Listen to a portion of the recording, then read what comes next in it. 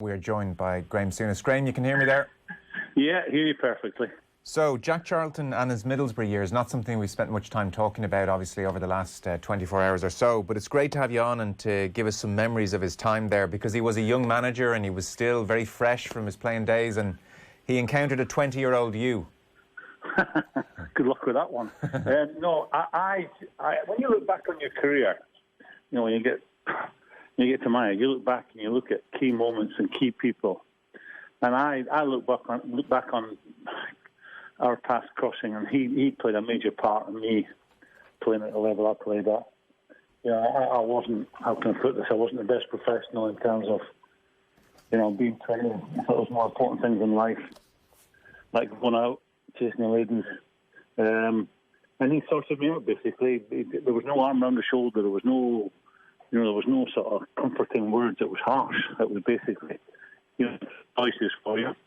One is you could be a bit of a player. The other one is, like so many other talented kids, you end up doing nothing with it. Yes. And it was as black and white as that. And I responded to it, and we got on great. And of course, we were all frightened of him. He was a, you know, imposing man.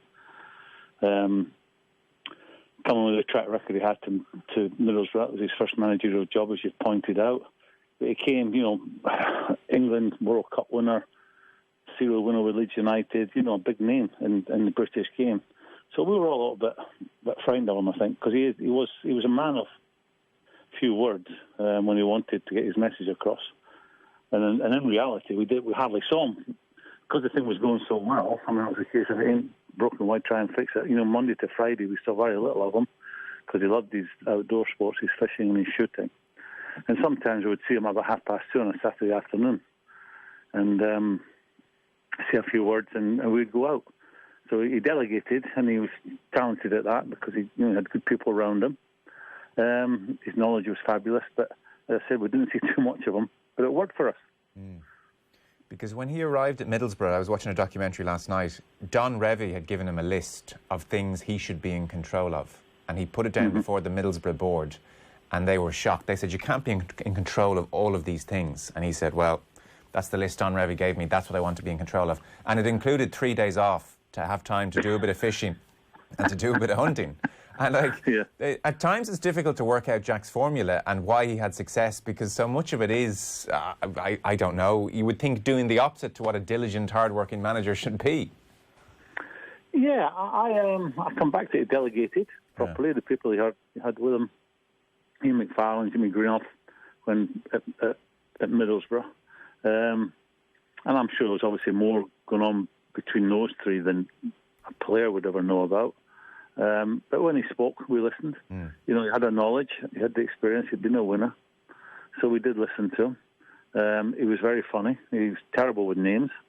He would always, he was a smoker. He would always somehow, there was some poor old man on the side of the pitch would turn up with a pack of 20 cigarettes and leave with about 3 in it. Because when he was offered a cigarette, or when he asked for a cigarette, he didn't just take the one out of the packet, he took 2 for later. So, poor old boy, that was his pension money. And we used to chuckle at it. But, you know, we were playing some small-sided games, and we say, there he goes, watch, see how many he gets today. So, I mean, he had these quirks, but it worked. It worked. There's a part of your autobiography in the Sunday Times today, and you talk about what he might have made of you, and you said, you know, I'd be sitting in the bath after games, and Jack would say, shampoo, shampoo. I've never washed my hair in my life, and he would be standing there. You're right, with about 10 strands coming from the top of his head. Yeah, and nobody had the balls to say, but Jack, you haven't got any. Maybe that's the reason. Yeah. We just sort of smiled at him. Yeah, you're right. Yeah, we were all, you know, I had the shampoo and the conditioner, and he just shook his head on a regular basis. He'd give it to me. Never used shampoo in my life. What kind of football did Middlesbrough play, Graeme? Was it similar to Ireland? We had, it was basic. I mean, I think, you know, and that's part of a big part, if not a major part of a manager's job. You look at what you've got, and you come up with a way of playing that suits them. Well, we had good defenders. We had John Hickson and David Mills up front, who would want to run forward all the time. Hickey was a big, powerful man. Mills, he was really quick. And we got it forward quickly and played off them. You know, it was a different game then. The pitches were terrible. You couldn't be rolling out from the back and asking full-backs and centre-backs to take it in those conditions, even if they had fantastic skills. So we were pretty straightforward, back to front, and it worked for us. And we won that second division championship at a canter. I think Luton were second, but we're a good bit ahead of them. And it was only 2 points for a win then. And he, I'd bump into him. Of course, he was still relatively young. I'd bump into him in places that, young people frequent. And he was there with his cigar and his mates. So he must have known what I was up to, and maybe all of us were up to. I look back on with because he was funny. He was funny. He was ruthless but funny at the same time. I think back on those days with great fondness, and I come back to I wouldn't have achieved what I achieved if it hadn't been for Jack Charlton. And I'm sure in Ireland I know how successful he was there with the national team.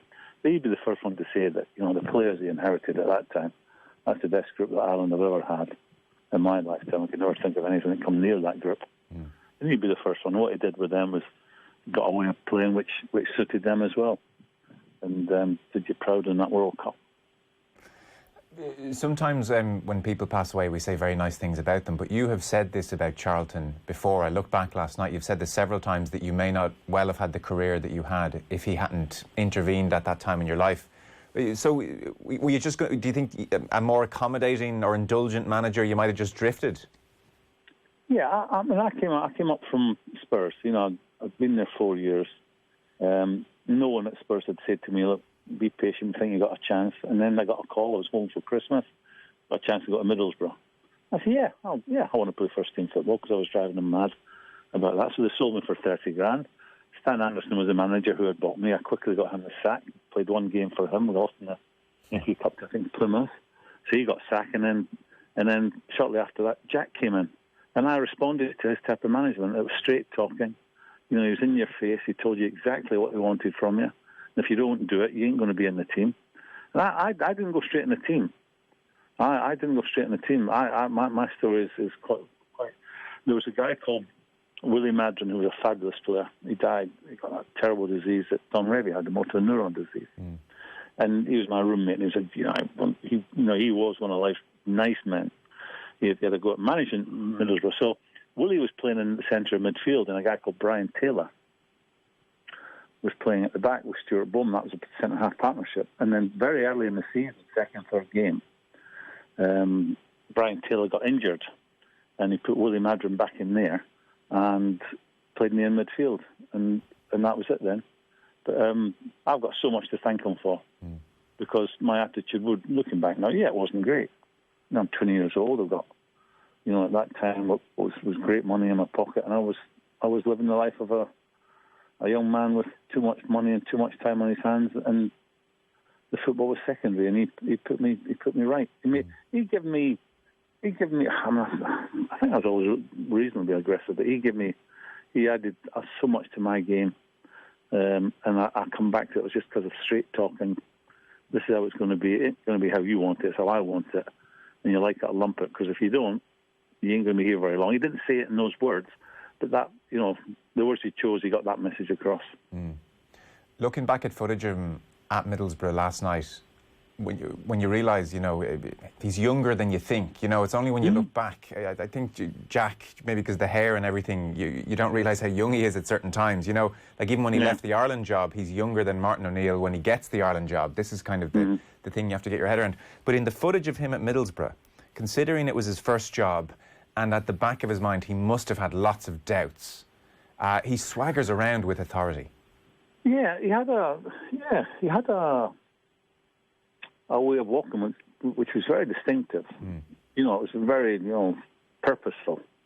When he walked anywhere, it was with purpose. When he walked into a room, it was with purpose. And he had a way of saying harsh words with a smile on his face. I'm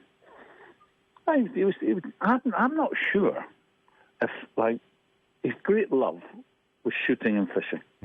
I mean, and I'm not sure if football was just something to, take his mind off fishing and shooting. It wasn't the other way around. It definitely wasn't the other way around, where, the hunting and the fishing were taking his mind off football. I think it was the other way around. And I'm thinking of stories as we're talking. God forbid he ever got in the car with him, because he would have dead animals that had been there for a few days in his car. Honestly, it stunk. You'd say, well, I'll take you to the training ground. Said, oh, no, Jack, I think I'd rather walk there, and it was about 3 miles away, Hutton Road. I mean, because he got in the car, there was feathers, there was dead fish, there was dead pheasants and geese. It was, no. You only have a shower after being in the car 2 or 3 minutes. That's an image. It was great times. I mean, we were very successful. Yeah. I think the first year in the Premier League First Division, that 1 year I think we finished 5th or 6th. Right. He got us at it. We were a decent team. Well, listen, thanks so much for your time today. I know you're busy and you got a few things on, so it's much appreciated. Graeme Souness, thanks a mil. No, it's been a pleasure. And can I just pass my condolences on to him, his wife Pat? She was good for me as well. She saw the rascal in me as well when I was young, and I got on really well with her. So I'm thinking of her at this time.